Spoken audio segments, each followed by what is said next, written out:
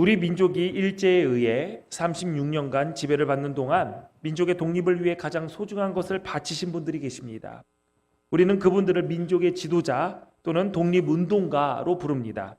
반대로 자신의 안위만을 위해 일제에 부역하며 살아온 부류들이 있습니다.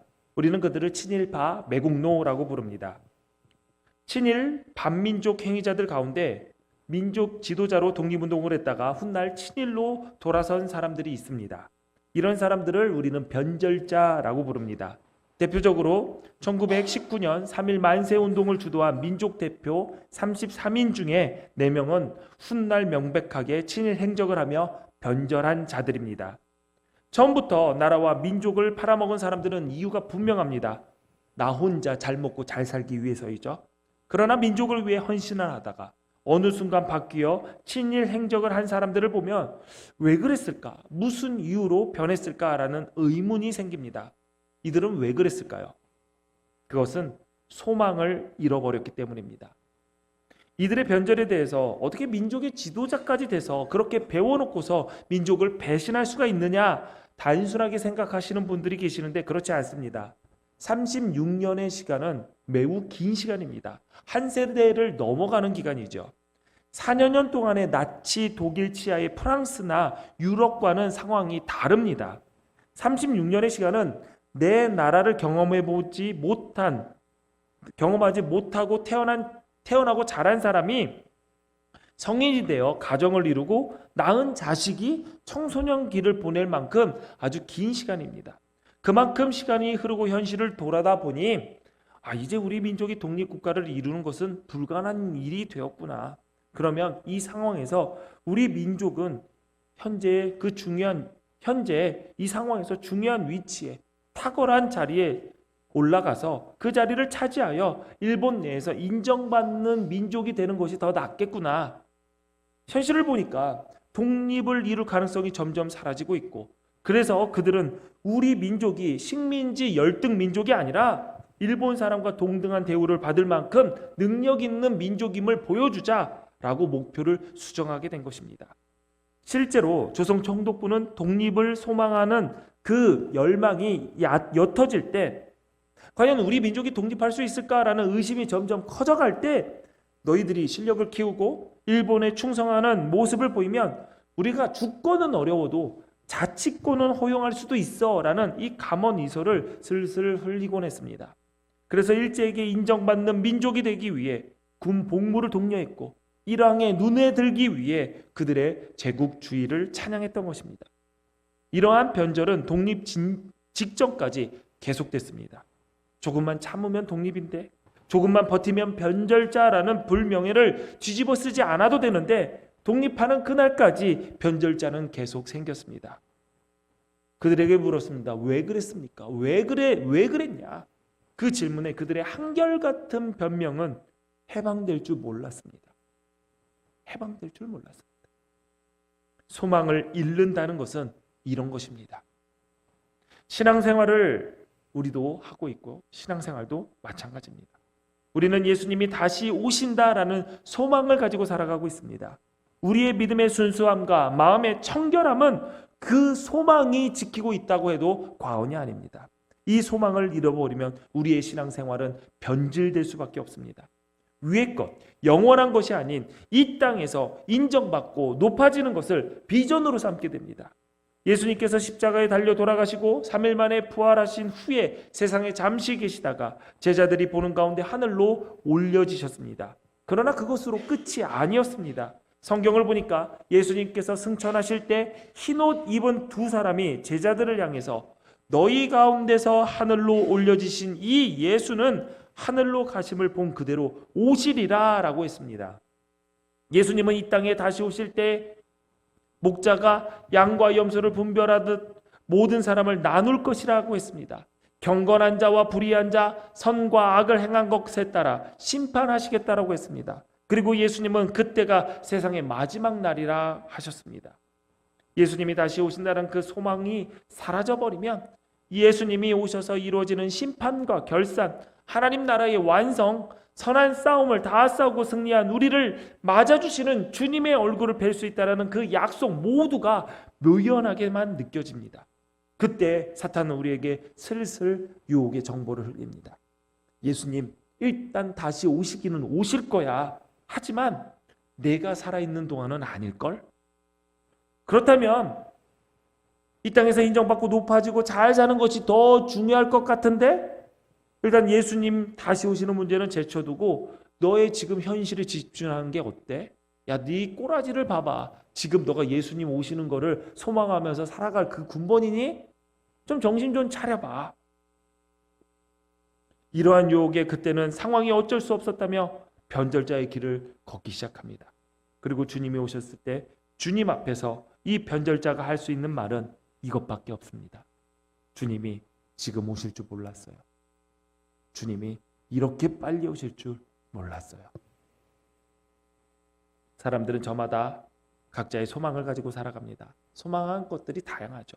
개인적인 소망으로부터 어떤 사람은 한 나라와 한 민족의 소망까지, 그리고 어떤 사람은 지구적인 우주적인 소망까지도 크기도 아주 다양합니다. 그 소망은 한 사람의 삶에 아주 큰 영향을 미칩니다. 어떠한 소망을 가지고 사느냐에 따라서 사람의 삶의 모양이 달라지기 때문이죠.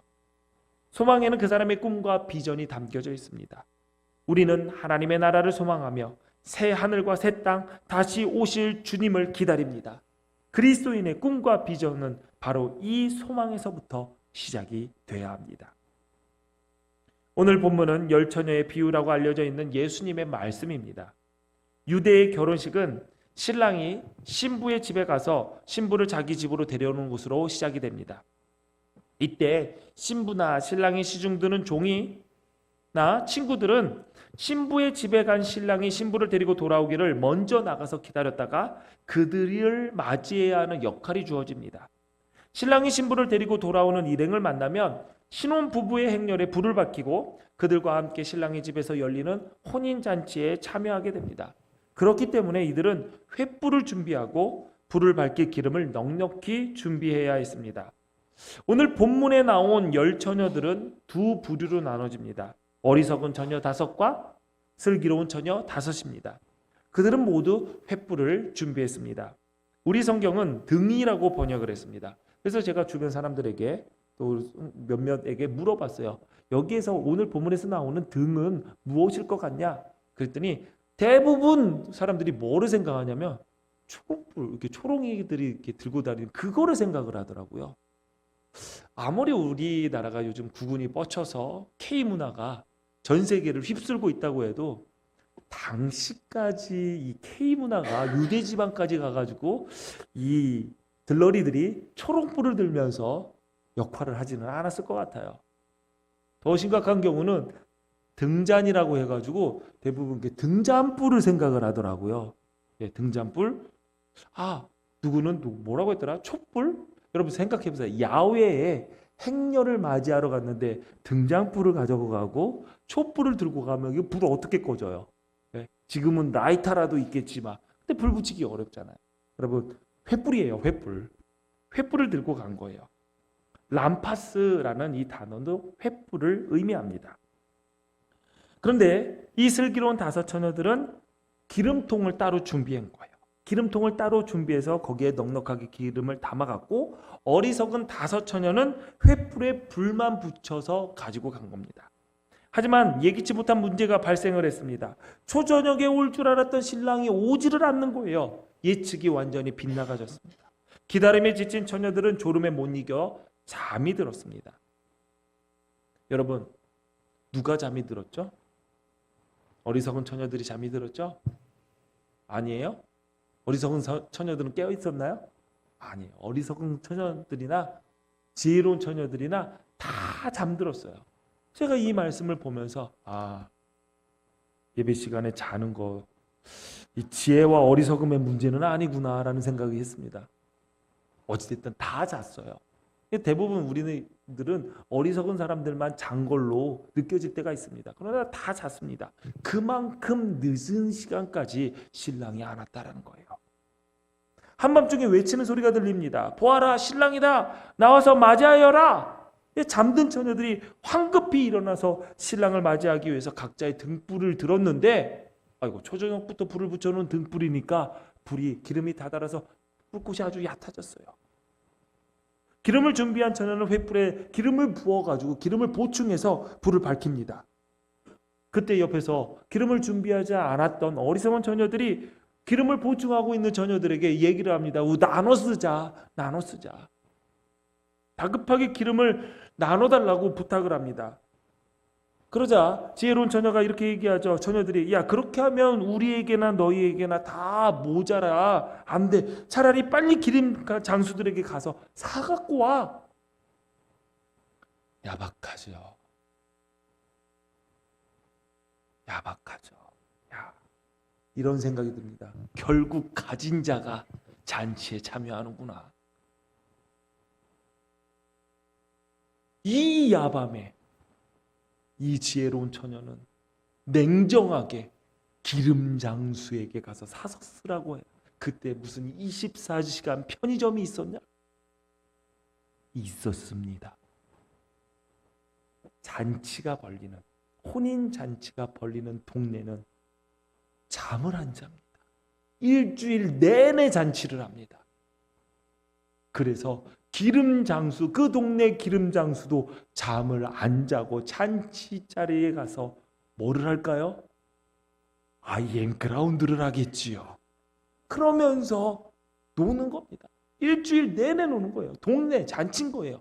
그러니까 기름 장수한테 가서 사와라는 말이 그렇게 네 맘대로 되라, 그냥 너 망해라, 너 끝났어라는 게 아니라 가능성이 있는 거예요. 실제로 그들은 늦었지만 기름을 사갖고 왔습니다. 그러니 기름 장수도 잠 안 자고 기다린 거죠. 잔치를 기다린 겁니다. 기름을 나눠주지 않은 청녀들 야박하다고 볼 수가 없는 거예요. 왜냐하면 기름을 나눠주면 신랑 집으로 가는 도중에 10개의 횃불이 다 꺼지게 됩니다. 사람들은 그것을 불길한 징조로 여길 수 있어요. 그러면은 일주일, 더 길면은 2주일 동안 혼인 잔치를 하는데 혼인 잔치의 시작부터 정말 판을 엎어버리는 겁니다. 야, 신혼부부가 들어올 때 횃불에 불이 다 꺼졌대. 어머 이거 웬일이야? 왜 이렇게 불길한 징조야? 얘네들 조금 있다가 깨지나 보다. 잔치식 할 때 이게 가만히 있었겠습니까? 유대인들이나 다 똑같죠. 안 좋은 얘기 할 거 아니에요. 그러니 지혜로운 처녀는 잔치를 위해서, 신혼부부를 위해서 나눠주지 않은 겁니다. 불길한 징조를 보일 수가 없으니. 그러니 여러분, 이 지혜로운 처녀들 너무 야박하다고 탓하지 마십시오. 그나마 괜찮은 사람들이었습니다. 여러분, 급하게 어리석은 처녀들이 기름을 사서 혼인잔치집에 도착을 했지만 문이 닫혔어요. 닫힌 문 앞에서 어리석은 처녀들이 문을 두드립니다. 주님, 저희 왔어요. 문 열어주세요. 신랑이 이렇게 대답합니다. 나는 너희를 알지 못한다. 다 삐진 것 같아요. 그렇죠? 화가 잔뜩 났어요. 자신의 결혼식을 제대로 준비하지 못한 이들을 향해 화가 나서 문을 안 열어준 걸까요? 아닙니다. 당시 잔치에는 초대장이 있거나 신랑 신부를 잘 아는 지인, 가족들은 혼인 잔치에 참여할 수가 있었어요. 그런데 제가 방금 전에 얘기했듯이 동네 잔치라고 했잖아요. 지나가는 사람들도 이 잔치에 참여할 수가 있어요. 그런데 조건이 있습니다. 초대장이 없거나 신랑 신부가 누군지도 몰라요. 그런데 혼인잔치에 참여할 수 있는 방법이 한 가지 있는데 그건 뭐냐면 신랑 신부가 잔치자리로 들어갈 때 그 행렬에 합류해야 해서 잔치자리에 들어가는 거예요. 그건 뭐냐? 어중이 떠중이 붙어서 가는 방법이 있습니다. 그러니 이 어리석은 처녀들이 혼인잔치에 참여할 수 있는 방법은 자신의 횃불을 들고 신랑 신부와 함께 잔치 자리에 들어가는 것이었어요. 그런데 그 행렬에 참여했던 모든 이들이 다 들어가서 문이 닫힌 상태예요. 신랑이 주님 문 열어주세요. 그럴 때 내가 너희를 알지 못한다가 삐져서 화나서가 아니라 진짜 몰라서예요. 누구인 거예요. 누군 거예요. 예수님은 이 안타까운 이야기를 이렇게 마무리하셨습니다. 그런즉 깨어 있으라. 너희는 그날과 그때를 알지 못하느니라. 예수님은 이 비유에서 그 처녀들을 어리석은 처녀들이라고 지칭을 합니다. 어리석다는 헬라어 단어로 모로스라고 합니다. 어리석다라는 뜻 외에도 앞날을 내다보지 못하다, 불경하다라는 뜻을 가지고 있습니다. 모래 위에 지은 집, 어리석은 사람, 그 사람을 지칭할 때도 이 단어 모로스라는 단어를 사용했습니다.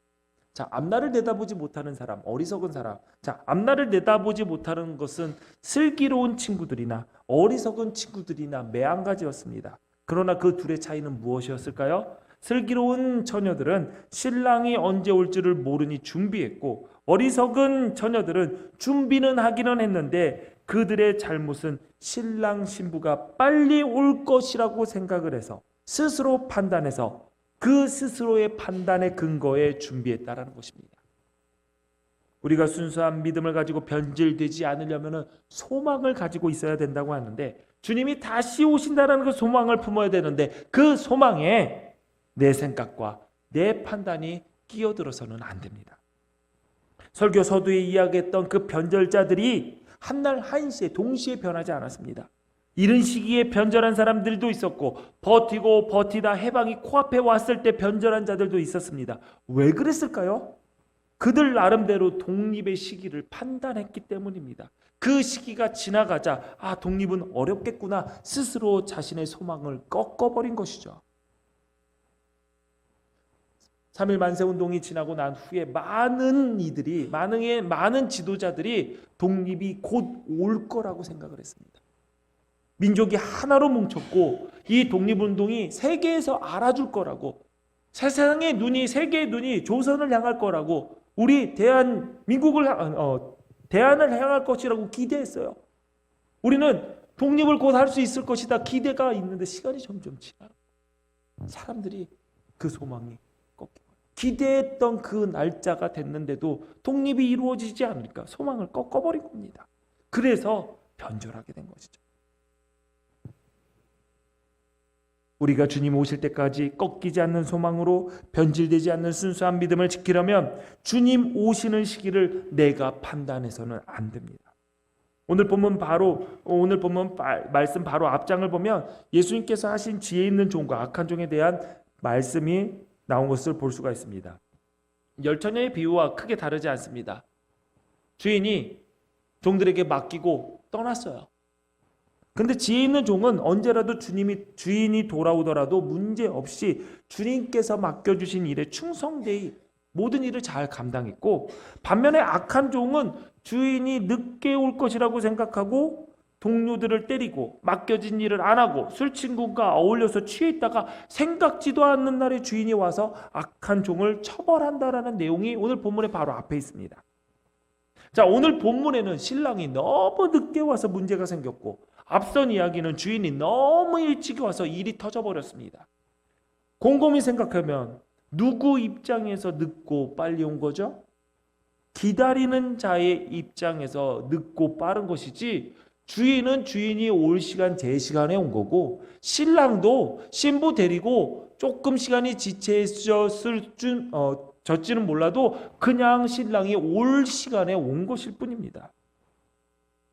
예수님도 기다리는 자들에게는 굉장히 더디어 오는 것 같지만, 또 누구에게는 굉장히 이르게 오는 것처럼 느껴질 수도 있지만, 예수님은 정확한 시간에 아버지의 뜻에 따라 다시 오십니다.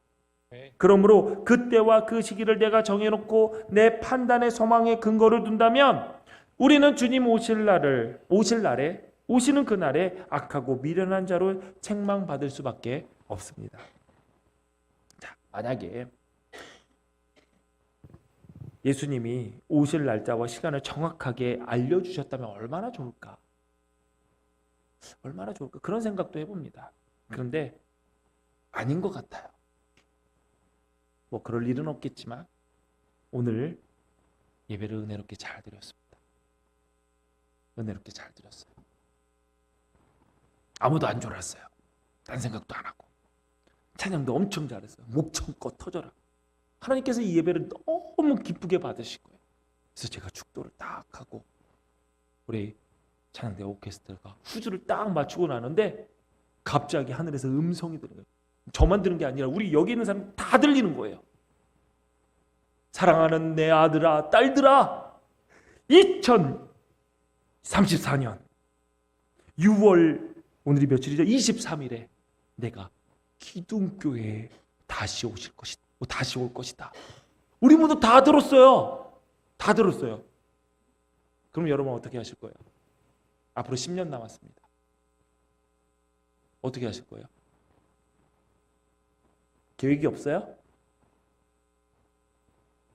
일단 저의 목회 계획을 알려드리겠습니다.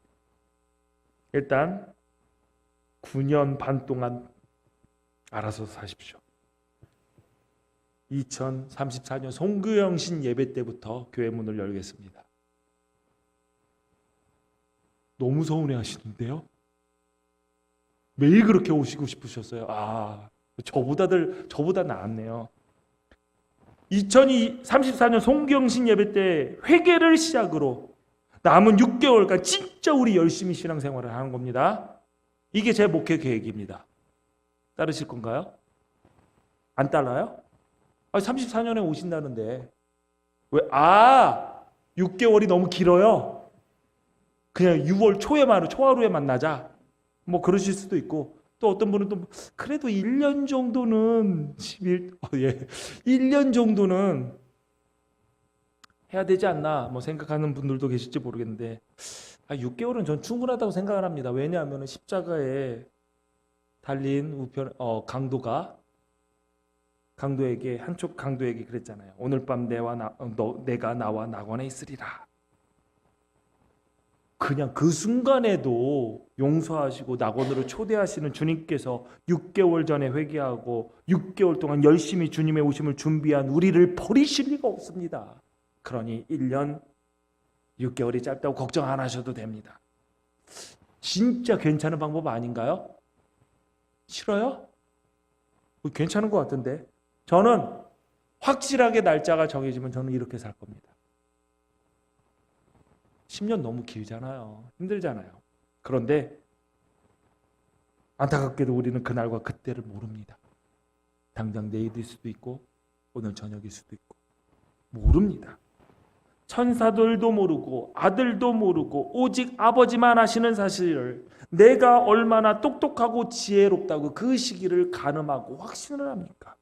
신앙생활을 하지 않는 분들 가운데 예수 믿으라고 권하면 나중에 믿을게요. 교회 좀 이따가 다닐게요. 하시는 분들이 많습니다. 실제로 저희 교인 가운데 저한테 이렇게 얘기를 하신 분이 계십니다.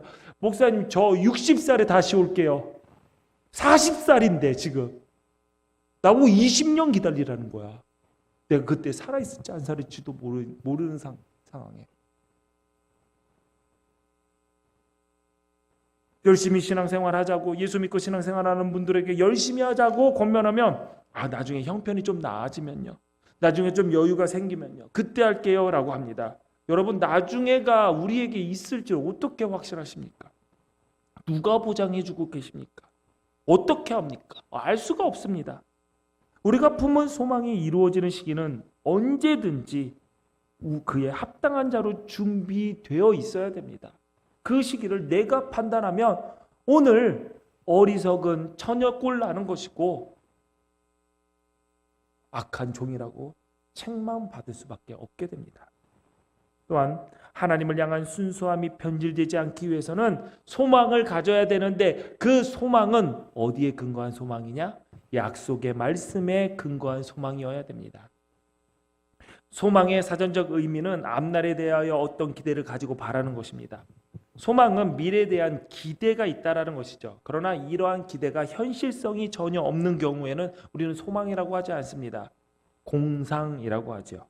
공상은 현실적이지 못하거나 실현될 가망이 없는 것을 막연히 그려보는 것을 공상이라고 합니다.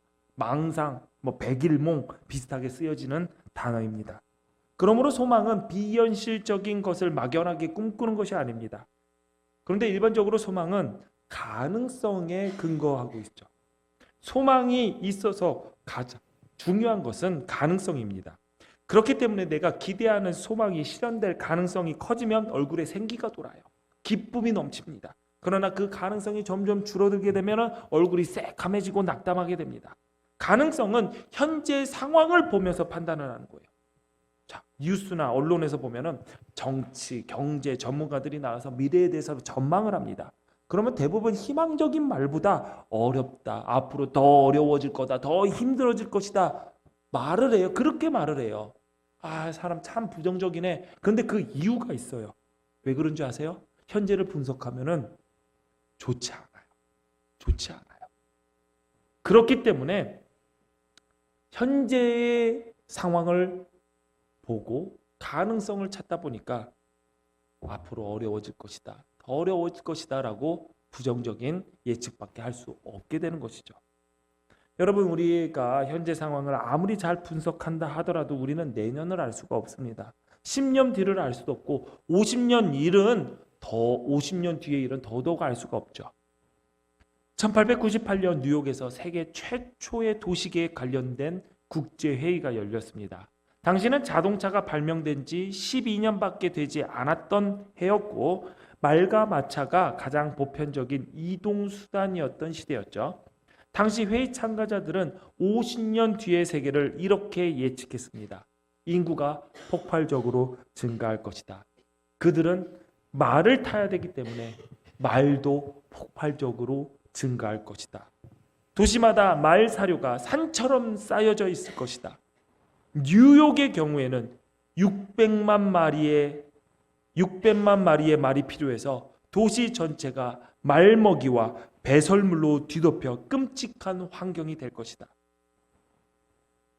그러니 세계의 도시들은 말의 배설물을 처리하는 시설과 말의 말먹이를 공급할 시설을 빨리 준비해야 된다. 안 그러면 난리가 난다. 얼마나 엉터리 예측이고 엉뚱한 염려입니까?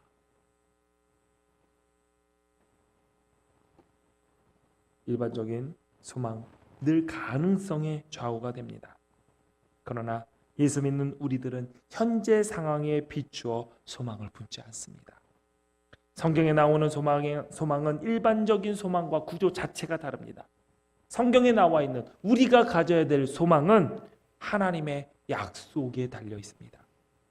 내 언약이 너와 함께 있어 너는 여러 민족의 아버지가 될지라. 하나님은 아브라함에게 약속하셨습니다.